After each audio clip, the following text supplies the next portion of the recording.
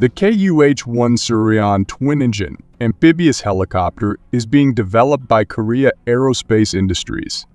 KI to enhance the Republic of Korea Marine Corps or ROKMC amphibious landing operations. Development of a KUH-1 Surion Amphibious Duty Helicopter program, valued at approximately $745.92 million, began in July 2013 and is scheduled for completion in January 2016.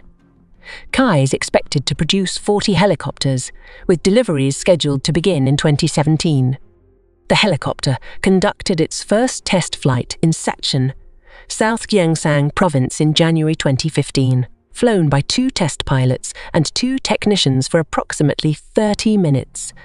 The helicopter successfully performed forward flight, reverse flight and hovering flight, as well as a change of direction at an altitude of 80 feet above the ground. The basic version is powered by 2 GTIP 700-700 Boeing UK turboshaft engines, each producing a maximum output power of 1383 kW. It can reach a speed of 269 and a range of 260 km and has a service range of 260 km. The main and tail rotors are designed to operate at speeds of 270 torp and 1320 onapm respectively. The amphibious variant of the Surion has a maximum takeoff gross weight of 19,200 pounds and a fuel capacity of 2415 pounds. It is equipped with a main gearbox with run-dry capability. An additional fuel tank is installed to provide long endurance. The cockpit is equipped with a bulletproof windshield to protect crew members from 7.62 caliber small arms while providing increased situational awareness.